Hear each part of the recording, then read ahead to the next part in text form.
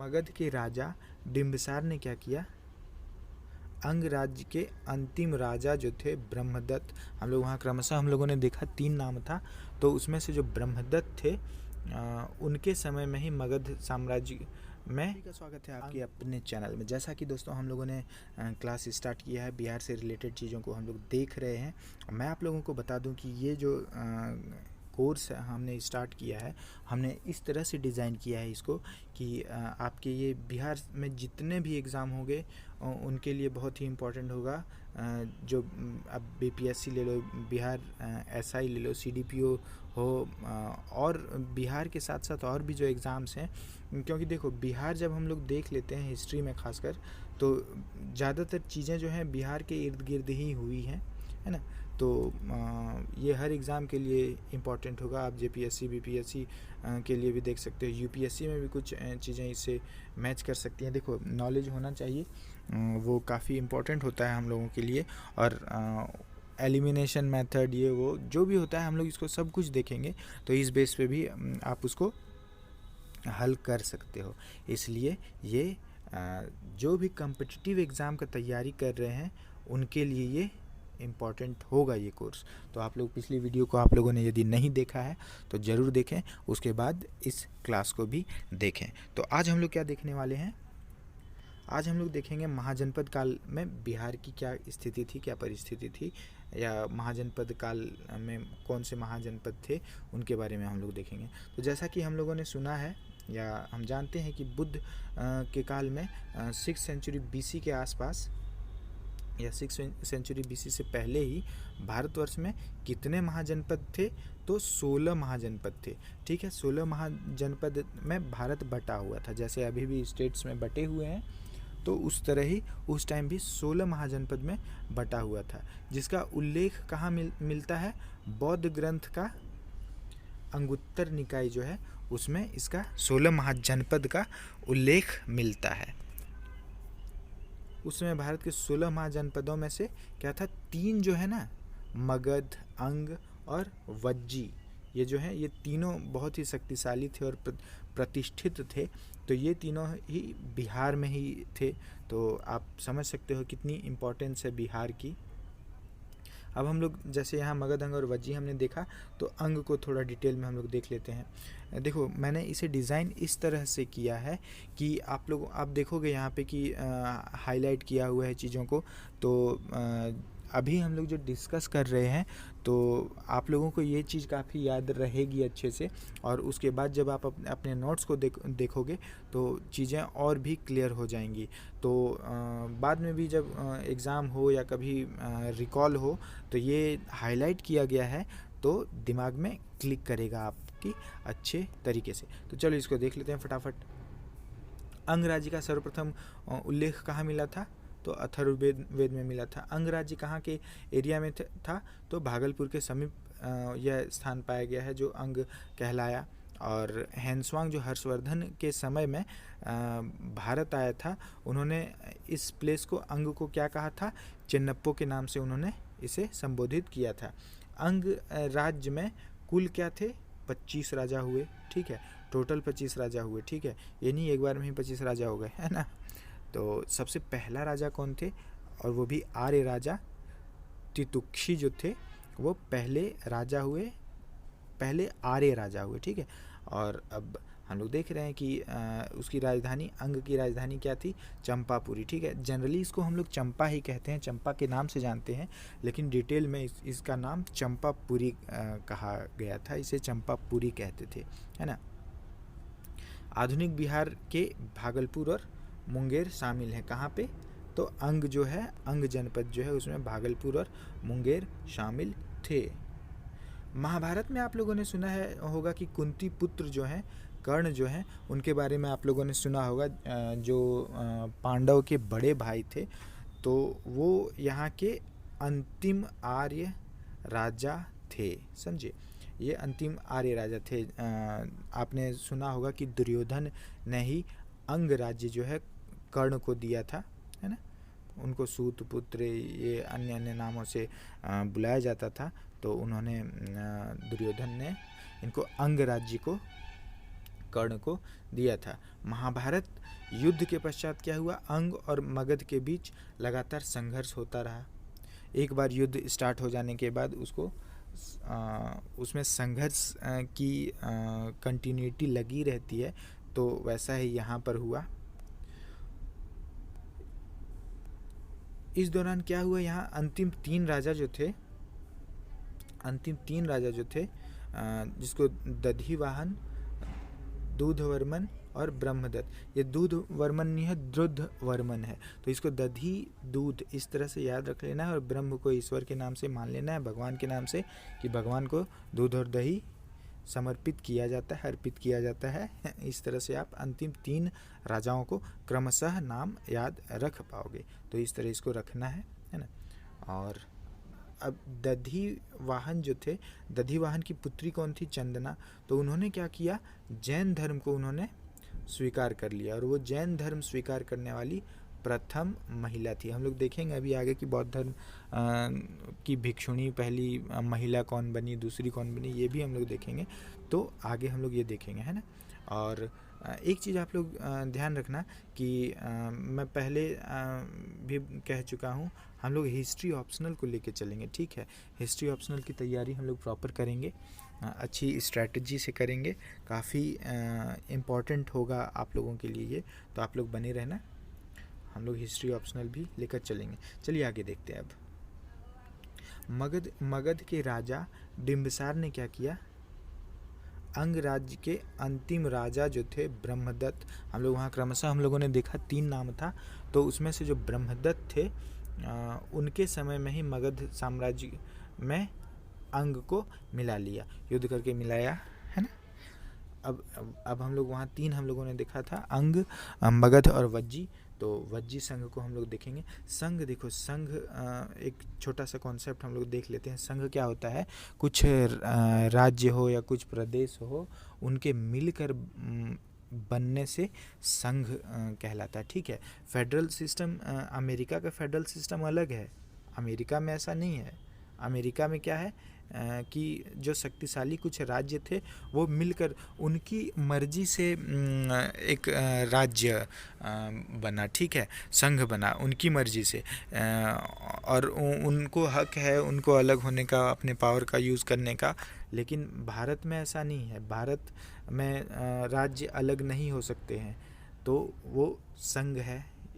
ये अभी पॉलिटी में हम लोग इस चीज़ को देखेंगे। खैर अभी हम लोग वज्जी संघ को देख लेते हैं। बुद्धकालीन जो 10 प्रमुख गणराज्य थे उनमें वज्जी संघ एक प्रतिष्ठित गणराज्य था। देखो गणराज्य को हम लोग देखेंगे यहाँ पे। पहले क्या था, राजतंत्र था, है ना, पहले राजतंत्र था, उसके बाद गणराज्य या गणतंत्र आया, उसके बाद लोकतंत्र का उद्भव हुआ। तो हम लोग इसको ऐसे ही देखेंगे। चलो आगे देखते हैं।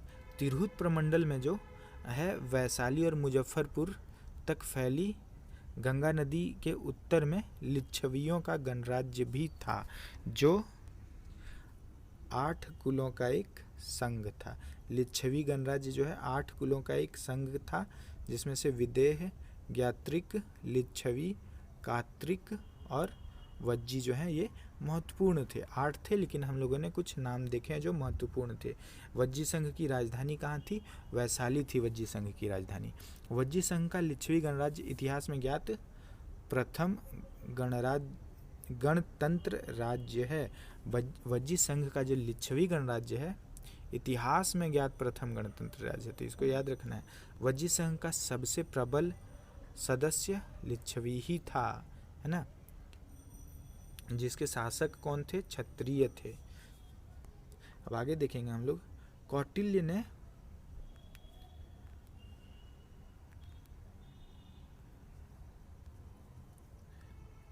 ने लिच्छवी राज्य का उल्लेख कहाँ किया, राज शब्दोपजीवी में। उन्होंने राज शब्दोपजीवी में एक संघ के रूप में लिच्छवी गणराज्य का उन्होंने उल्लेख किया। किसने, तो कौटिल्य ने। हम लोग देखेंगे कौटिल्य को भी अच्छी तरीके से, इनका काफ़ी योगदान है उस समय के शासन प्रशासन में, शासन को चलाने में। इनके पुस्तक ने काफ़ी योगदान दिया है। आप लोग इनके द्वारा लिखे गए पुस्तक का नाम ज़रूर बताना, है ना। मैं उम्मीद करूँगा कमेंट में आप लोग ज़रूर बताओगे।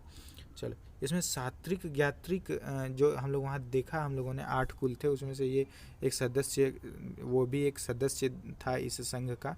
उसका प्रमुख कौन थे? तो सिद्धार्थ जो है इसके प्रमुख थे, है ना। और इसमें से प्रमुख इन यात्रिकों के प्रमुख स्थान को का नाम क्या था? कुंडग्राम, जो वैशाली था, ठीक है। उसमें सिद्धार्थ के पुत्र कौन हुए?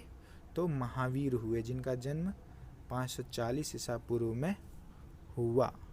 इसको याद रखना, ये इंपॉर्टेंट है। महावीर को हम लोग जैन धर्म में हम लोग देखेंगे, गौतम बुद्ध को देखेंगे, महावीर को देखेंगे, अपने अपने धर्म के जो ये लोग थे तो उनमें देखेंगे हम लोग। चलो, महावीर की माता जो है त्रिशला, उनका नाम त्रिशला था, जो लिच्छवी राज्य के प्रमुख जो थे चेतक, उनकी बहन थी। चेतक की पुत्री के बारे में भी हम लोग अभी देखेंगे, तो हम लोग पहले बहन के बारे में देख लेते हैं। चलो आगे देखते हैं। वज्जी संघ का संविधान एवं प्रशासन संघात्मक कुलीन तंत्र की तरह था। संघात्मक कुलीन तंत्र, संघ के बारे में हम लोग देख चुके हैं और 8 कुल इसमें थे, है ना। तो उसको हम लोग समझ सकते हैं यहाँ पे किस तरह क्या व्यवस्था थी। यहाँ पे क्या था? राजाओं की जो सभा होती थी उसको संस्था कहा जाता था, जो सभाएं होती थी उसको संस्था कहा जाता था। और इस संस्था में क्या है, सभी राजाओं को ना अधिकार जो है समान मिले हुए थे। ऐसा नहीं था कि किसी के पास ज़्यादा पावर है या किसी के पास कम पावर है ना। और लेकिन हाँ, एक चीज़ याद रखना है कि बुजुर्गों को अधिक सम्मान प्राप्त था। बुजुर्गों को सम्मान अधिक प्राप्त था, अधिकार की बात नहीं हो रही है यहाँ पे, ठीक।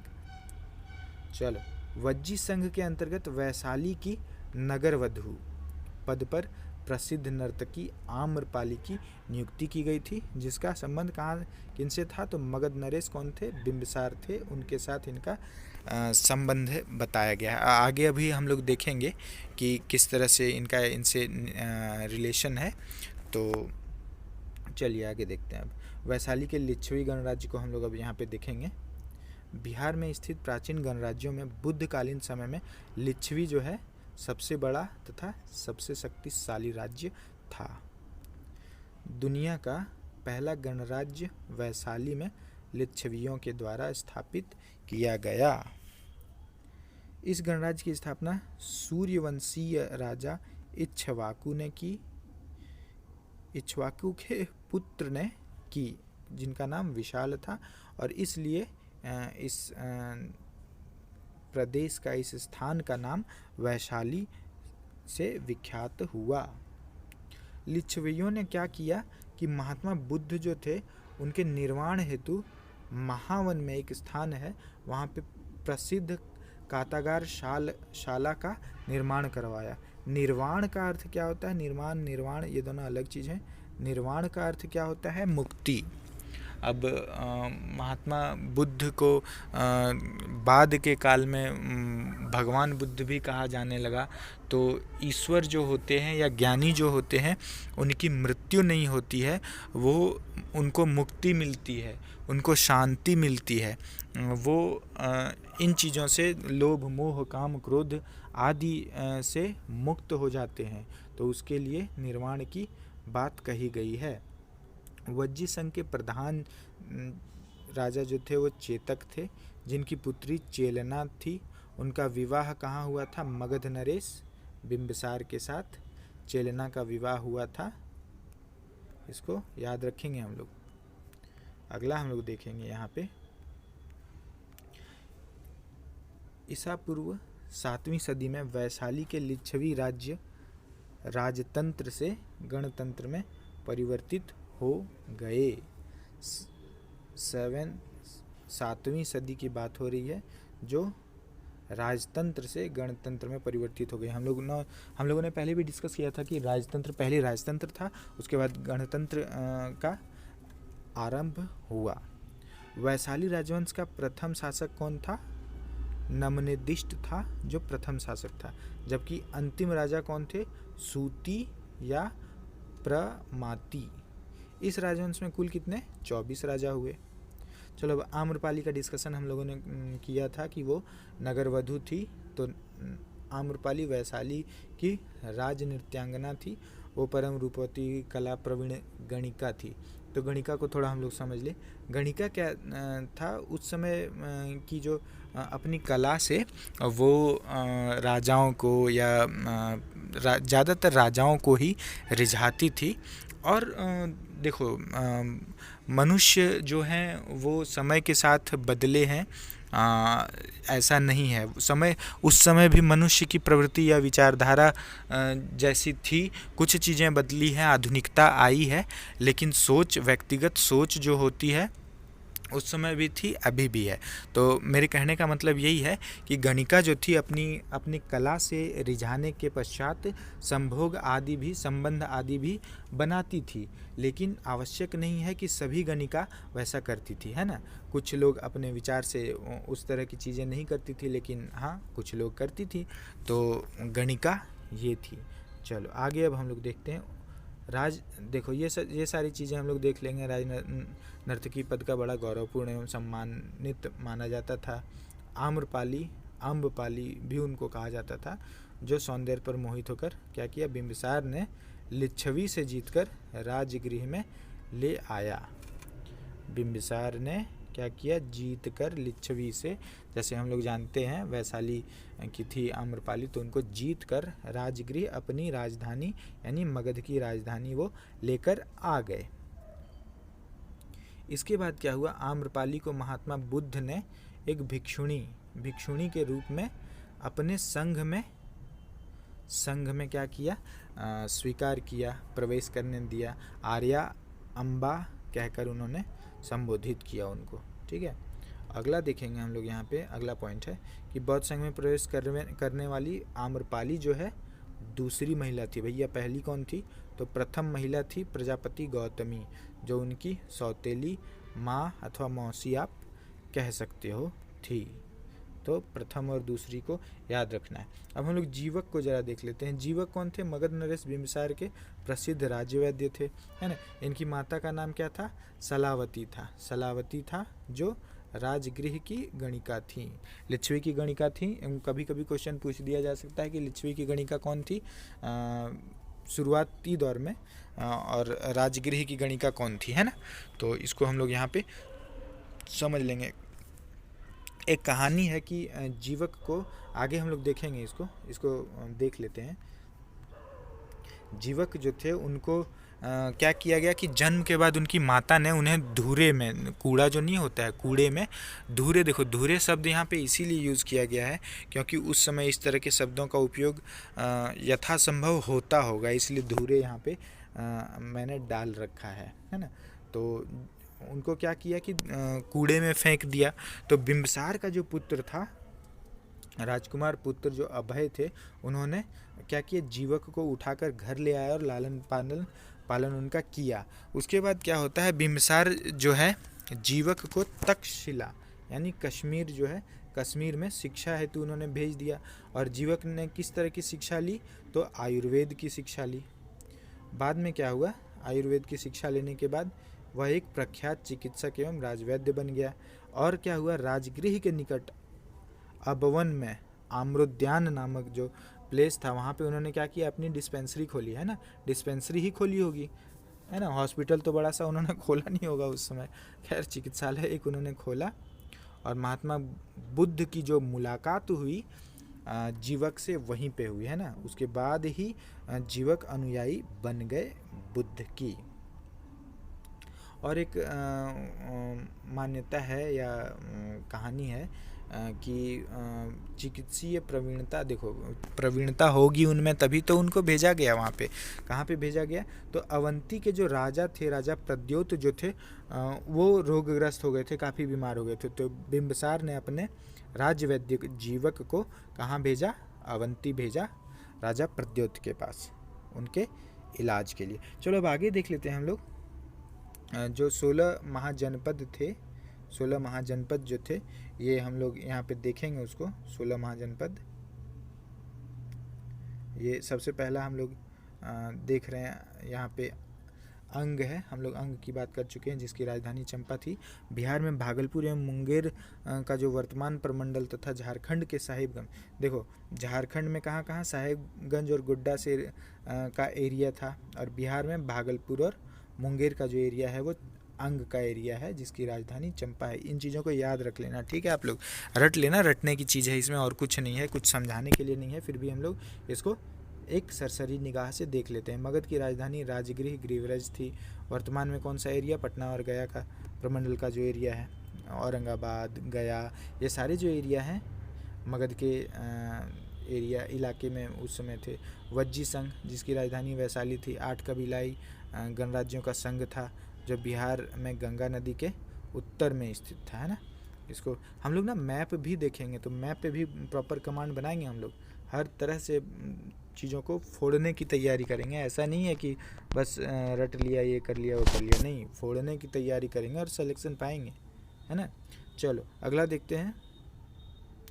मल्ल की राजधानी कुशीनगर और पावा थी, जो गणराज्य संघ था, जिसमें आधुनिक पूर्वी उत्तर प्रदेश का देवरिया, बस्ती, गोरखपुर और सिद्धार्थनगर जिले अभी आते हैं। काशी है अगला, जिसकी राजधानी वाराणसी है, और वर्तमान क्षेत्र हम लोग जानते हैं कि बनारस है। कोसल अगला महाजनपद है, जिसकी राजधानी श्रावस्ती है। वर्तमान में कौन सा, फैजाबाद, गोंडा और बहराइच वाले जो जिले हैं ये इसके अंतर्गत आते थे। वत्स अन्य जनपद है, जिसकी राजधानी कौशाम्बी थी। वर्तमान में कौन सा इलाका, इलाहाबाद और मिर्ज़ापुर का क्षेत्र, जिला इसके अंतर्गत आते हैं। चेदी वंश, जिसकी चेदी वंश नहीं, ये चेदी अलग है, ये चेदी जनपद की बात हो रही है, जिसकी राजधानी शक्तिमती थी, जो अभी कौन सा आधुनिक बुंदेलखंड का जो क्षेत्र है वो इनके अंतर्गत आता था। अगला हम लोग देख रहे हैं कुरु, जिसकी राजधानी इंद्रप्रस्थ थी। हरियाणा और दिल्ली का जो क्षेत्र है वो इनके अंतर्गत आता था। अब अगला जो है कौन सा है, पांचाल है। कुरु पांचाल ये दोनों एक दूसरे से रिलेटेड हैं, है ना। युद्ध वगैरह जो होते थे इनके बीच ही होते थे। महाभारत का जो युद्ध हुआ था। पांचाल अहिछत्र, जिसकी राजधानी थी, जो पश्चिमी उत्तर प्रदेश से यमुना नदी के पूर्व के इलाके में पाए गए। सुरसेन, जिसकी राजधानी मथुरा है, जो आज ब्रजमंडल का जो क्षेत्र है वो सुरसेन का क्षेत्र, महाजनपद का क्षेत्र था। मत्स्य जो है, जिसकी राजधानी विराटनगर थी। इसका एरिया कौन कौन सा है, राजस्थान के अलवर, भरतपुर, जयपुर आदि का जो इलाका है इसमें शामिल थे। अगला है अवंती। हम लोगों ने राजा प्रद्योत के बारे में देखा था ना, तो उनके इलाज के लिए किसने, आप लोग पीछे मत देखना, यहाँ से ही आंसर देने की कोशिश करना, बैक जाकर मत देना। अवंती में किसके इलाज के लिए किसको भेजा गया है, जो हम लोग चर्चा कर चुके हैं, आप लोग कमेंट में ज़रूर बताना किसको भेजा गया है। जिसकी राजधानी उज्जैनी माहिष्मती थी, जो एरिया कौन सा था, मालवा, राजस्थान, मध्य प्रदेश का क्षेत्र। अस्मक है, जिसकी राजधानी पाटन पोतना थी, जो महाराष्ट्र, नर्मदा आदि गोदावरी नदियों के बीच का क्षेत्र था। अगला है गांधार यानी तक्षशिला या पुष्कलवती, जिसकी राजधानी थी। ये एरिया कहाँ, पाकिस्तान के पश्चिमी इलाके और पूर्वी अफगानिस्तान के कुछ इलाके इसमें आते हैं।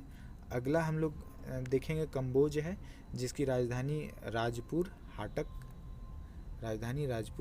थी। जो ये एरिया कहाँ पे है, तो पाकिस्तान के हजारा ज़िले के तौर पर पहचान की गई है। तो दोस्तों आज के लिए बस इतना ही। हम लोग अब अगली वीडियो में कल मिलेंगे, और कल मैं आप लोगों को बता दूं, हाँ, बौद्ध धर्म को हम लोग कल देखेंगे, है ना।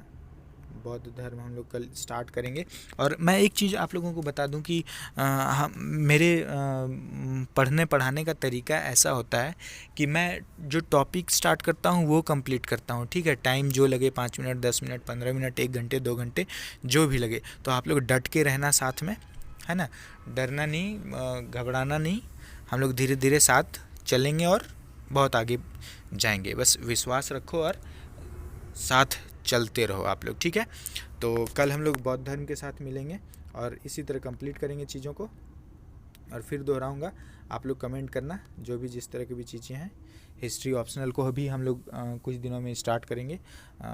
बस आप लोग बने रहो अच्छे से। चलो नेक्स्ट वीडियो में अब हम लोग मिलते हैं। धन्यवाद आप सभी का।